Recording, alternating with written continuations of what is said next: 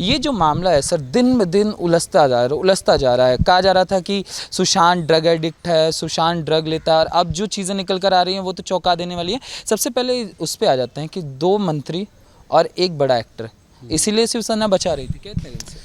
आपकी बात बिल्कुल सही है। दरअसल रिया चक्रवर्ती की जांच और रिया चक्रवर्ती के जो ड्रग्स चैट सामने आए हैं, जिस तरीके से गौरव आर्या से लेकर कई किरदार सामने आए हैं जिनके साथ एमडीएमए की भी बात हो रही थी और जिनके साथ डूबीज की भी बात हो रही थी, वो इसलिए इसकी जांच नहीं की गई और इसलिए सुशांत के हत्या की जांच ठीक से नहीं की गई, वरना तो मुंबई पुलिस कर सकती थी।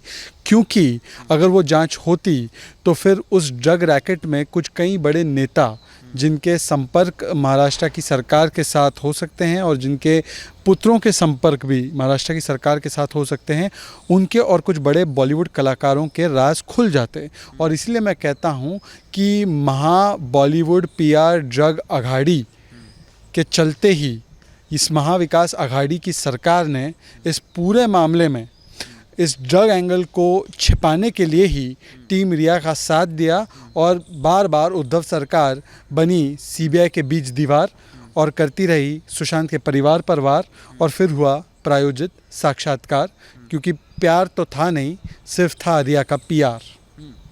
सर आपसे यही जानना चाहेंगे सर, श्रुति मोदी ने जिस तरीके से कहा है कि मेरा इस मामले से कोई लेना देना नहीं है, ड्रग्स जो था रिया को बस सप्लाई होता था और रिया का इससे लेना है, रिया ड्रग्स का सेवन किया करती थी। तो देखिए, एक तो बात स्पष्ट हो चुकी है श्रुति मोदी के इस बयान से कि कम से कम रिया चक्रवर्ती, जिसने साक्षात्कार में, प्रायोजित साक्षात्कार में ये नैरेटिव दिया कि ड्रग्स के बारे में तो उनको कुछ बोलना नहीं है क्योंकि उनके केस को उससे फ़र्क पड़ेगा, पर सुशांत सिंह राजपूत ड्रगी है, उन्होंने ये कह दिया। पर आज सामने आ चुका है कि दरअसल, और उनके वकील ने भी कहा कि रिया ने कभी ड्रग्स नहीं लिए, आप ब्लड टेस्ट करवा सकते हैं। पर एक बात खुलकर सामने आ रही है कि ड्रग्स और डूबी की किसकी थी खूबी, ये आज पूरी दुनिया को पता चल रहा है।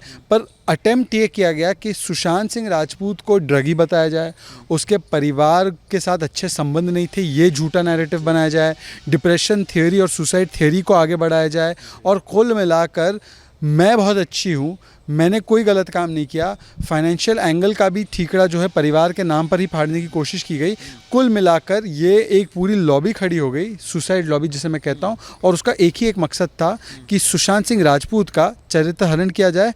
पर रिया का जो है, एक तरीके से रिया का सीबीआई आज पूरे खोल रही है राज। मैं सिद्धार्थ का भी चीज़ सामने आता है। सिद्धार्थ ने कहा है कि ये जो चल रहा था, रिया चक्रवर्ती शुरुआत से उनके क्रेडिट कार्ड को यूज़ कर रही थी, उनके घर के सामान तक को वो बेच रही थी, और वो अपने इंटरव्यू में कहते हैं नहीं नहीं नहीं नहीं, मैं तो अपने सेल्फ डिपेंड थी, मैं करती थी सारी चीज़ें। मगर यहाँ तो मामला उलट नज़र आता है। देखिए, ऐसा है कि रिया ने तो इतने झूठ बोले हैं और टीम रिया के इतने झूठ सामने आ चुके हैं, मैं आपको उसका एक एक करके पूरे मैं आपके सामने बातें रख सकता हूँ। मैं आपको सबसे बड़ा झूठ बताना चाहता हूँ जो टीम रिया जड़ते जा रही है। टीम रिया ने कहा कि 8 तारीख को पहले उसने कहा कि मुझे सुशांत ने निकाल दिया, पर महेश भट्ट के साथ जो उसकी चैट आई उससे पता चल रहा है कि वो बोल रही है आयशा आगे बढ़ गई, आयशा बहुत खुश है, और महेश भट्ट भी बोल रहा है आयशा को पीछे मुड़कर नहीं देखना चाहिए, मतलब कि वो अपनी मर्जी से जा रही थी। ये पहला झूठ। दूसरा झूठ मैं आपको बता देना चाहता हूँ कि मेरे पास जो तस्वीरें आई हैं 12 जून की तस्वीर है, और ये कहा जा रहा है सोशल मीडिया पर, उसी तस्वीर पर कहा जा रहा है कि 12 जून को वो तस्वीर लग रही है सुशांत सिंह राजपूत के घर की है।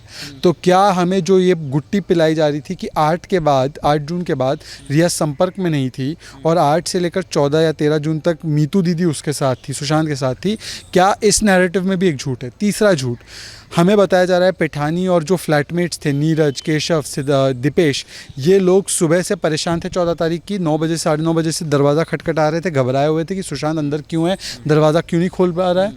और 10:51 पर दीपेश सावंत की चैटिंग चल रही कुशल जवेरी से, और कुशल जवेरी से फ्लिपकार्ट के डील की बात हो रही है। आप मुझे बताइए, आप सामान्य तरीके से अगर आपका कोई इतना करीब का व्यक्ति दरवाज़ा बंद करके बैठा है, आप दरवाज़ा खटखटा रहे हैं, तो आप सामान्य तरीके से चैटिंग करेंगे? मतलब टीम रिया का एक और झूठ। टीम रिया का एक और झूठ बताता हूँ।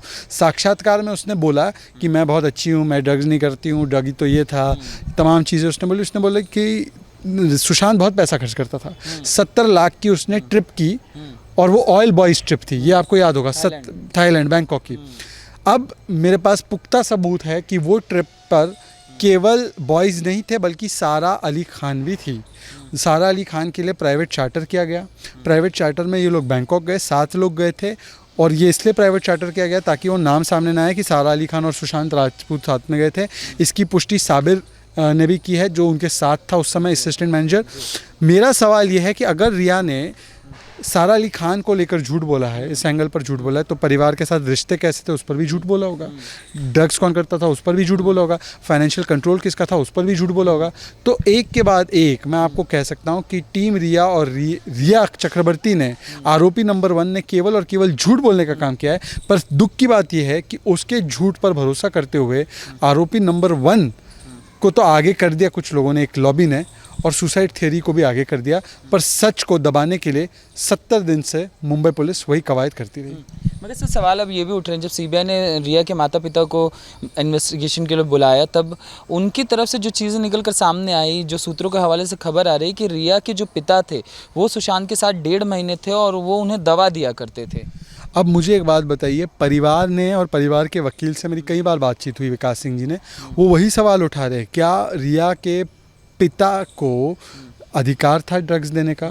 और जो प्राथमिक एफआईआर दर्ज की गई है पटना में, वो यही कहती है कि ड्रग्स देकर, ओवरडोज देकर मार दिया गया सुशांत को, मतलब उससे उस तरीके से लत पर लाया गया और फिर उसको अबेटमेंट और सुसाइड हुआ। उसके बाद पिता का जब बयान आया अभी हाल ही में, जिस दिन प्रायोजित साक्षात्कार हुआ, तो उस दिन पिता ने यही बात की कि धीरे धीरे जहर देकर मेरे बेटे को मारा गया।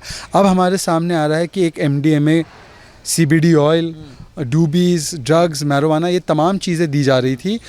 क्या उसके संज्ञान में थी सुशांत के कि उसको ये सारी चीज़ें दी जा रही थी? रिया चक्रवर्ती के फादर को क्या ये परमिशन थी कि वो किसी को ड्रग्स एडमिनिस्टर करे?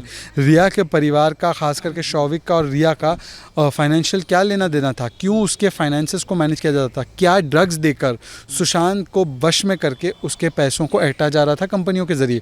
यही सवाल है और ये मुख्य सवाल है जिसकी पूछताछ सीबीआई कर रही है। पर अफसोस की बात पता है क्या है?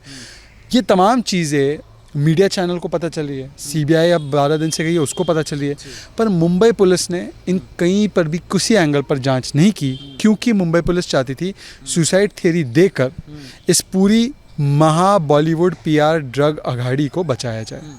मगर सर आपने ये जो सवाल उठाए, सवाल लाजमी है, क्योंकि जब सवाल ये उठता है ना सर, ये बहुत बड़ा इंसान था, लगातार इसने 6 मूवीज़ हिट दी थी, फिर उसके लिए पुलिस का जिस तरीके से बर्ताव, कह देना कि ये सुसाइड था, फिर पालघर वाले मामले में वो कहते हैं कि बच्चा चोर था, तो सवाल तो सीधा सीधा सरकार पर उठ जाता है सर। इतने बड़े बड़े लोगों का केस जो निकल कर मीडिया में आया उस पर नहीं कुछ हो पा रहा, तो जो आम इंसान है उसका क्या ये सवाल, ये जो सरकार है वो यहाँ रहने लायक है महाराष्ट्र? आपकी बात बिल्कुल सही है। अगर महाराष्ट्र की सरकार, उद्धव ठाकरे की सरकार और मुंबई पुलिस ने लगातार इस मामले को, मैं हमेशा कहता हूँ कि कुछ सेलिब्रिटीज़ है, कुछ बड़े बॉलीवुड के एक्टर हैं जो ट्वीट करते थे कि उद्धव ठाकरे ब्रह्मांड के सबसे अच्छे मुख्यमंत्री है और मुंबई पुलिस ब्रह्मांड की सबसे अच्छी पुलिस है। भाई, ब्रह्मांड की सबसे अच्छी पुलिस ने ब्रह्मांड के सबसे अच्छे मुख्यमंत्री के तहत ब्रह्मांड में सबसे अच्छे कवर अप जॉब को अंजाम दिया, और इसीलिए ब्रह्मांड में सबसे बड़ा एक मूवमेंट, एक अभियान चला कि SSR को न्याय दिलाओ, और SSR for CBI for SSR, क्योंकि अकेला पड़ गया था सुशांत का परिवार। पर आप देखिए एक बात को, पालघर और SSR के मामले में दोनों में कितनी समानता है। पहली समानता, दोनों मामलों में सरकार CBI की जांच के बीच में दीवार बनकर अड़ गई, छुपाने को क्या है। दूसरी बात, आप देख सकते हैं कि दोनों मामलों में पहले ही बिना जांच किए निष्कर्ष पर पहुंच जाती है दोनों जगह पर। पालघर की पुलिस कहती है ये बच्चा चोर थे और इसलिए इनको भीड़ ने मार दिया। सुशांत के मामले में कहती है ये पागल था, इसने सुसाइड कर लिया। तीसरी बात, दोनों ही मामले में आरोपियों के साथ खड़ी नज़र आती है महाराष्ट्र की सरकार। पालघर मामले में पुलिस ने क्योंकि चार्जशीट नहीं की तो 28 लोगों को आपको पता है बेल मिल चुकी है, और यहाँ पर भी आप देख सकते हैं कि टीम रिया का लगातार समर्थन किया जा रहा है। चौथी समानता, दोनों मामले में परिवार हाथ जोड़कर उद्धव ठाकरे की सरकार से कहता रहा कि हमारे बेटे को, हमारे बच्चे को बचा लो, और मैं गुजारिश करती हूँ, मुझे आपकी जांच पर भरोसा नहीं है, CBI जांच होनी चाहिए। सुशांत के पिता ने भी कहा, और आज मुझे बताया जा रहा है कि सुशील गिरिजी महाराज, पालघर में जो साधु की हत्या की गई साजिशन, उसमें भी उनकी माताजी ने ये मांग की है, क्योंकि उनको न्याय मिलेगा महाराष्ट्र से, ये भरोसा नहीं है। पांचवी समानता, दोनों ही मामले में एक बड़े दबाव के चलते कार्रवाई की गई। वहाँ पर आप देख सकते हैं कि मुंबई में एक तो पूरी बड़ी ड्रग लॉबी और उसकी लॉबी केवल और केवल बॉलीवुड के बड़े कलाकार और पॉलिटिकल कलाकार के संरक्षण से ही चल सकती है। तो उसके दबाव में वहाँ पर जांच को रफा दफा किया गया। यहाँ पर क्योंकि इस पूरी हत्या में मिशनरी एंगल और वामपंथी विचारधारा से जुड़े लोग हैं, तो यहाँ पर वोट बैंक के दबाव में सोनिया सेना ने वहाँ पे जांच करानी ही नहीं दी। मतलब आप समझिए कि पालघर मामले में जो हत्यारा है वो जांच कर रहा है, कैसे इस जांच को आप न्याय संगत कह सकते हैं। और मुंबई की भी अगर आप बात करें, सुशांत की भी बात करें, तो मुंबई पुलिस को फरवरी में जब इंडिकेशन दिया गया परिवार से कि भाई मेरे बेटे की जान खतरे में है, बस बचाइए, उन्होंने नहीं किया कुछ। वहाँ पर पालघर में साधुओं को सौंप दिया गया पुलिस द्वारा। यहाँ पर मुंबई पुलिस ने एक तरीके से सुशांत को इस लॉबी के हाथों सौंप दिया। दोनों जगह उनकी हत्या करवा दी गई साजिशन, और जो हत्यारा है वो जांच कर रहा है। मगर सर सवाल तो ये उठता है, जो चीज़ दिखती है उसी की बातें हो सकती हैं। पालघर के मामले को कितना दबाने की कोशिश की गई थी, क्या सारी कार्रवाई जो है वो सोशल मीडिया करेगा क्या? क्योंकि वो भी चीज़ जब सोशल मीडिया पर निकल कर आई, लोगों का गुस्सा फूटा, तो वो चीज़ बढ़ी। सुशांत के मामले को भी सोशल मीडिया उठाता है कि अब सरकार का काम सोशल मीडिया करेगी और सरकार बस मामले को दबाने की कोशिश करेगी। ये दुर्भाग्यपूर्ण बात है कि एक समय पर जो पार्टी, जिस पार्टी का गठन बाला साहेब ठाकरे जी ने किया और जिस पार्टी को कहा जाता था कि ये हिंदुत्व का शेर है, ये हमेशा अपनी उसूलों पर चलने वाली एक शेरदिल पार्टी है, आज वो वोट बैंक के दबाव के चलते एक मुझे लगता है कि भीगी बिल्ली बन चुकी है।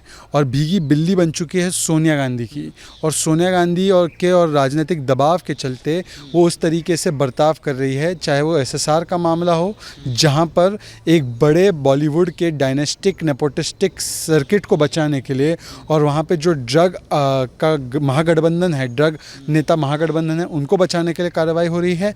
तो दूसरी जगह पालघर में पूरी तरीके से क्योंकि मिशनरी का वोट बैंक दबाव है, तो उसके चलते इस जांच को दबाया जा रहा है। अफसोस की बात यह है कि बाला साहेब ठाकरे की शेर वाली पार्टी आज बन चुकी है भीगी बिल्ली, और जो मुंबई पुलिस, महाराष्ट्र की पुलिस को शेर माना जाता था, वो एक बेबी पेंगुइन की तरह नज़र आ रहा है।